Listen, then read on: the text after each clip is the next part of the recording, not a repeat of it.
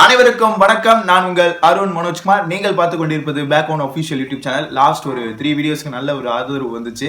So okay, நம்ம வந்து cinema content பேச போகிறோம். என்னன்னு பார்த்தீங்க அப்படின்னா,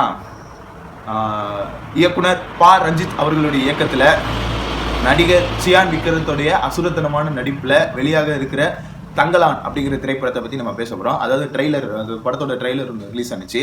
ஜங்லி தமிழ் மியூசிக், அந்த ஜங்லி மியூசிக் தமிழில் வந்து ரிலீஸ் ஆனிச்சு. ஓகேங்களா? அப்போ பார்த்தீங்க அப்படின்னா, அந்த படத்தில் திடீர்னு சடனாக ஒரு அன்எக்ஸ்பெக்டடாக யூடியூப்பில் ஹோம் ஃபீட் எடுத்து நான் சும்மா அப்படி ஸ்க்ரால் பண்ணும்பொழுது பார்த்தீங்க அப்படின்னா, திடீர்னு இந்த ட்ரெய்லர் வந்து நமக்கு அப்பியர் ஆனிச்சு. என்னடா எதுவுமே வெளியே சொல்லாமல் அப்படியே நமக்கு சைலண்டாக செஞ்சுட்டாங்களே அப்படின்னு பார்த்தா, உள்ளே போய் பார்த்தா ஒரு 2 நிமிஷம் 10 செகண்டு படத்தோட கதையை வந்து ஓரளவுக்கு கெஸ் பண்ணுற மாதிரி தான் சொல்லியிருக்கு. ஓகேங்களா? லார்ட் கிளெமெண்ட் அப்படின்னு சொல்லி அந்த இடத்துல வெள்ளைக்காரத்தோட ஒருத்தர் ஆண்டுட்டு வர்றாரு போல. அதில் ஒரு பர்டிகுலராக இருக்கிற மலை பிரதேச பகுதியில் ஒரு சின்ன ஒரு பகுதியில் வந்து தங்கம் இருக்குதுன்னு கண்டுபிடிக்கிறாரு. அந்த தங்கத்தை தோண்டி எடுத்து கொடுக்குற வேலைக்கு பார்த்தீங்க அப்படின்னா, சியான் விக்ரம் வசிச்சு வர்ற அந்த கிராம மக்கள்கிட்ட வந்து உதவி கேட்க வர்றாரு. எப்பயுமே உதவி கேட்கறதுன்னா நம்ம பணிவாதானே கேட்போம். ஆனால் அவங்க அதிகாரத்தில் இருக்கிறதுனால கொஞ்சம் ஏறமாற கேட்குறாங்க, ஒரு மாதிரி கேட்குறாங்க. அதுக்கு இவர் உதவி செய்கிறாரு. ஆனால் அந்த உதவி செய்கிறப்ப ஒரு விஷயம் வந்து அந்த ஃபோர்ஸ் வந்து ஒன்று தடுக்குது. அந்த ஃபோர்ஸை எதிர்த்து இவர் வந்து அந்த உதவியை செஞ்சு கொடுக்குறாரா இல்லையா அப்படிங்கிறது தான் கதை. ஓகேங்களா? இதில் ஏகப்பட்ட ட்விஸ்ட் அண்ட் டர்ன்ஸ்லாம் இருக்கும். நிறைய சீன்ஸ் எல்லாம் ரொம்ப லைவாக ஷூட் பண்ணியிருக்கிறதா சொன்னாங்க. விஎஃப்எக்ஸ் ரொம்ப கம்மியாக குறைச்சி வச்சிருக்கோம் அப்படின்னாங்க. அதனாலேயும் என்னமோ கரிஞ்சிருத்த வர சீன்ல எல்லாம் விஎஃப்எக்ஸ் அப்பட்டமாக தெரிஞ்சிச்சு. அப்புறம் ஒரு சில சீன்லாம் வந்து ரொம்ப ராவாக எடுத்து வச்சு நம்மளை பயங்கரமாக பயமுறுத்தி வச்சிருக்கிறாங்க. தேட்டர்ல எல்லாம் பார்க்கும்போது அவனுக்கு ஜுரம் வரும், கண்டிப்பாக ஜுரம் வரும். ஏன்னா நான்லாம் கோச்சர் திரைப்படத்தை பார்த்துட்டு அப்போ எனக்கு ஒரு 7வது தான் படிச்சுட்டு இருந்தேன், 13 வயசு தான். லாஸ்ட் அந்த தலை விட்டுற சீன் இருக்குல்ல, அந்த சீனை பார்த்துட்டு எனக்கு ஒரு வாரத்துக்கு ஜுரம் வந்துச்சு. சொன்னால் நீங்கள் சிரிப்பீங்க, ஆனால் அது நடந்துச்சு. பட் இந்த திரைப்படத்துலையும் நிறைய சீன் நிறைய இது அப்படிதான் இருக்கும் போல. நிறைய வன்முறை காட்சிகள் ஜாஸ்தியாக இருக்கும், ரத்த சீன் நிறைய இருக்கிறதுனால எனக்கு தெரிஞ்சு இந்த படத்துக்கு ஏ சர்டிஃபிகேட் தான் கொடுப்பானுங்க போல. ஆனால் இந்த எப்பயுமே நம்ம ரஞ்சித் அவர்கள் பார்த்தீங்க அப்படின்னா, மேட்டுக்குடியின் கூப்பாடு இனி நாட்டிற்குள்ளே கேட்காது அப்படிங்கிற சித்தாந்தத்தோட தான் வாழ்வாப்பில். அந்த மாதிரி தான் ஒரு படங்கள்லாம் இருக்கும். இப்போ படம் மெட்ராஸு, ஒரு செவுரை வச்சு ஒரு கதை. ஓகேங்களா? 2வதா வச்சு, அதாவது அந்த செவுரை வச்சு ஒரு வாழ்வாதாரத்தையே எடுத்து சொல்கிறாங்க. தன்னுடைய வாழ்வாதாரம் இப்படி தான், எங்கள் மக்கள் இப்படி தான் அப்படின்ட்டு ஃபீமேல் கேரக்டர்ஸாக அழகாக வந்து அதில் வடிவமைச்சிருப்பாங்க. அதுக்கப்புறம் 2வதா வந்த படம், அதாவது முதல்ல வந்த படம் அட்டகத்தி படத்தை வந்து நான் இன்னுமே ஃபுல்லாக பார்க்கல. என்னமோ அட்டகத்தி தினேஷுங்கிறவர் வந்து 2 பொண்ணை எதிர்பார்ப்பாப்புல. ஒரு பொண்ணை வந்து ஆல்ரெடி அவன் அண்ணங்காரன் கரெக்ட் பண்ணிட்டு போயிடுவான். இன்னொரு பொண்ணு வந்து கிடைக்குமா கிடைக்காதாங்கிற கதை தான். ஆனால் அதுக்குள்ளே என்னென்ன கதை இருக்குன்னு தெரியல, லவ் ஸ்டோரி தான். ஸோ அது வந்து குரூப்பில் டூப்பு. அது வந்து நம்ம படம் தான் இருந்தாலும் அவருடைய ஐடியாலஜியில் அந்த படம் எடுக்கல. ஜஸ்ட் ஒரு அறிமுக இயக்குனராக தான் அந்த படத்தை எடுத்தார். ஸோ அதை அப்படியே ஓரம் கட்டிட்டு இப்போ அடுத்தடுத்து சொல்கிறேன் என்னென்ன படங்கள்லாம் வந்துருக்கிட்டு. பாரஞ்சித் வந்து மெட்ராஸ் எடுத்தாரா, அதுக்கடுத்து என்ன படம் எடுத்தார்? சார்பட்டா பரம்பரை. அதுதான் எனக்கு தெரிஞ்சு இந்த பிக்காச்சோ லெவல் ஆஃப் பாரஞ்சித்துங்கிறவர் வந்து பிக்காச்சோ தான் நிரூபித்த ஒரு படம் எதுனா நம்ம சார்பட்டா பரம்பரை தான்.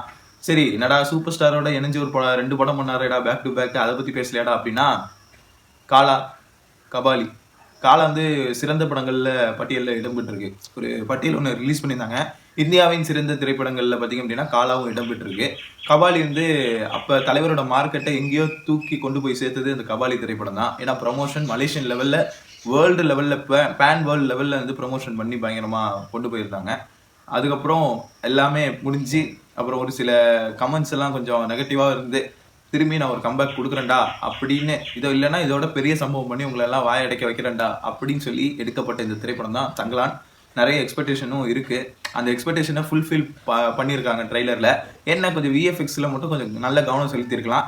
ஏன்னா இப்போ 2 நிமிஷம் சீன்லேயே எனக்கு, அதாவது 2 நிமிஷம் ட்ரெய்லர் கட்லேயே பார்த்தீங்க அப்படின்னா அந்த கரிஞ்சிருத்த வர சீனாக இருக்கட்டும், அதெல்லாம் வந்து அவ்வளோ நேச்சுரலாக இல்லை. இப்போ லியோ படத்தில் எப்படி ஹைனா வந்து அப்படியே ஒரு ஒரிஜினல் ஹைனா மாதிரி இருக்கோ, அந்த மாதிரி கரிஞ்சிருத்தையே வடிவமைக்கலை. ஒரு அனிமேட்டடாக தெரியுது, அனிமேஷனாக தெரியுது, அந்த மாதிரி தான் இருந்துச்சு. அப்புறம் வேறு நிறைய சீன்ஸ் நிறைய விதத்தில் செம்மையாக கன்வே பண்ணியிருந்தாங்க.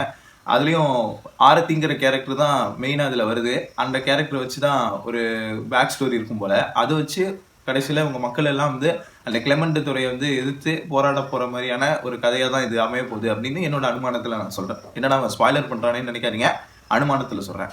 ஓகே, அடுத்து இந்தியன் 2ல ஏஜ்லெஸ் மேன் சேனாதிபதி அப்படின்னு சொல்லி ஒரு கதாபாத்திரம் வந்து இன்ட்ரடியூஸ் பண்றாங்க. அதாவது வயசு அதிகமாக இருக்கும்ல, அப்பயே அவருக்கு 75 வயசு. 1996லயே பார்த்தீங்க அப்படின்னா அவருக்கு 75 வயசு.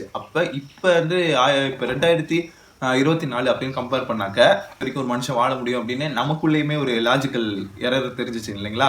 அதுக்கு பதில் சொல்ற விதமா பாபி சிம்ஹா அவர்களே வந்து பதில் சொல்ற மாதிரி, அதாவது விவேக் சார் வந்து பாபி சிம்ஹாட்ட கேட்கிறாரு, எப்படி சேனாதிபதி 100 வருஷம் கிட்ட இப்படி வாழ முடியும், அதெல்லாம் மனுஷங்க வந்து இறந்துட மாட்டாங்களா அப்படிங்கிற மாதிரி கேட்கிறாரு. என்னோட புரிதலுக்கு நான் சொல்றேன்.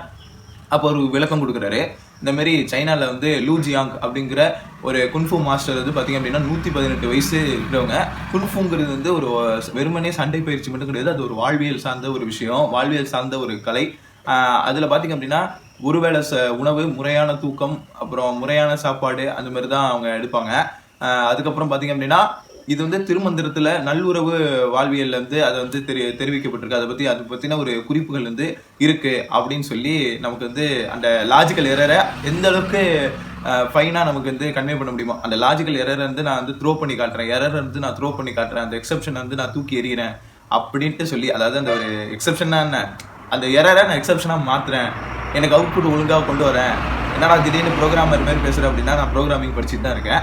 ஸோ நான் என்னோட புரிதலுக்கான நான் ஒரு விஷயமா நான் அதை வந்து கன்வே பண்ண வச்சுருக்கேன். ஓகேங்களா? ஓகே, இவ்வளோ தான் நம்ம பேச வேண்டிய கண்டென்ட்டு. ஓகே, மீண்டும் இந்த கண்டென்ட் உங்களுக்கு ரொம்ப யூஸ்ஃபுல்லாக இருக்கும், உங்களுக்கு ரொம்ப பிடிச்சிருக்கும் நான் நம்புகிறேன். முடிஞ்ச அளவுக்கு உங்கள் ஃப்ரெண்ட்ஸ் அண்ட் ஃபேமிலிக்கு எல்லாருக்குமே இதை ஷேர் பண்ணுங்கள். நம்ம சேனல் சப்ஸ்கிரைப் பண்ணாதவங்க சப்ஸ்கிரைப் பண்ணிடுங்க, பக்கத்தில் இருக்கிற பெல் பட்டனை கிளிக் பண்ணிடுங்க. மீண்டும் ஒரு நல்ல வீடியோவில் உங்களை நான் சந்திக்கிறேன். நன்றி.